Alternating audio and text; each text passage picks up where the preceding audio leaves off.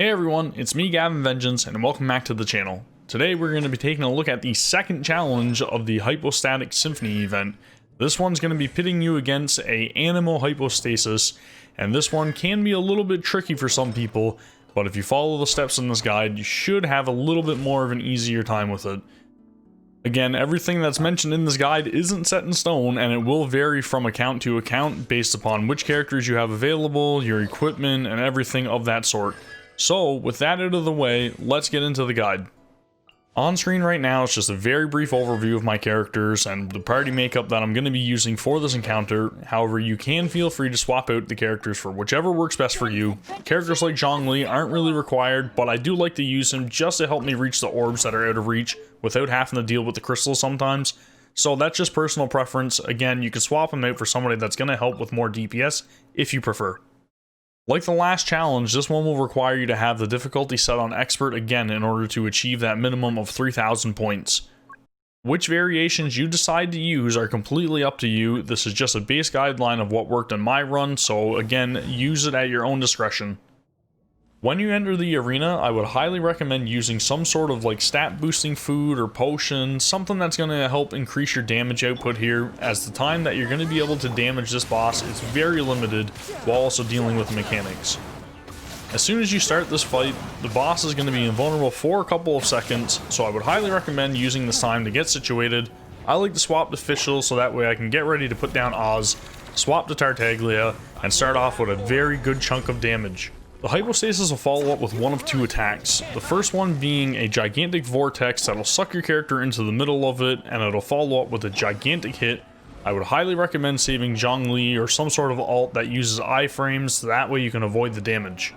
The other attack variant is actually a clap, and as that clap shuts, it'll shoot out a gigantic frontal AoE, so you really need to be ready to dodge to the side to avoid this damage.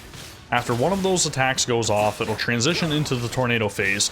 This is where you really want to get prepared to use all of your elemental bursts, because this is the highest amount of downtime you will have to deal damage. I usually start this phase by having Bennett out so that way I can put out his buff field, then I switch over to Fischl, drop her Oz, go to Tartaglia, use his daggers, and dish out as much DPS as possible. Depending on your build, you can actually do probably about 50% of the enemy's health just in this phase alone. Immediately afterwards is a great time to start collecting the orbs that are scattered all around the arena, because if you don't gather these, it will actually end up causing the hypostasis to heal himself. So what I would really recommend doing is either bursting one of the crystals or using Zhongli or Albedo or some other elevation character that you can use to pick up these orbs very quickly. You really want to try to stay elevated during this phase, because the boss will eventually warp to the middle of the arena and start blasting out wind, which targets the entire area. Your characters will die very quickly if you're not elevated. You can use things like Zhongli's pillar in order to elevate yourself for this phase without having to burst the crystals, but the damage that is being done to the pillar will cause it to collapse before it completely ends. If you fail to collect all of the orbs during this phase, the boss will start to suck them in, it'll heal itself, and this can actually be another great opportunity to deal some damage, because the boss will become vulnerable at the end of gathering those orbs. After the orb phase, the boss will use some familiar attacks, or may end up using one like you're seeing right now, where it shoots out projectiles. These projectiles upon impact will burst into a large AoE, so I would highly recommend dashing out of the way. It'll then transition once again into the tornado phase, and if you have any elemental bursts available, use them now, because this is where you really want to push that boss into the final 5% of its health. Unfortunately for me in this run, I was unable to push it to that 5%, however there will be another opportunity following this attack to deal a little bit more damage, and then push it to that last phase. When it hits 5% health, it'll end up spawning a couple more orbs in the air that you need to collect. If you're unable to collect them all in that allotted time, the boss will heal itself and potentially ruin your run. One thing to note, however, is that one of those orbs is actually moving around the arena, so you will need to kind of follow it and time yourself to end up picking up that orb. Can be a little bit tricky, so just keep an eye out for it.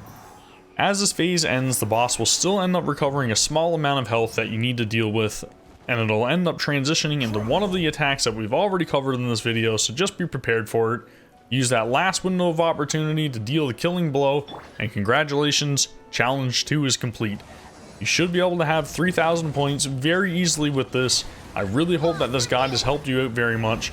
I appreciate you all for watching. Thank you very much, and I will see you all tomorrow for challenge number 3.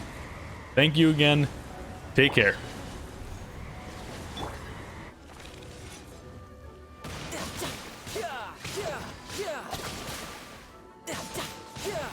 Shouldn't let your guard down.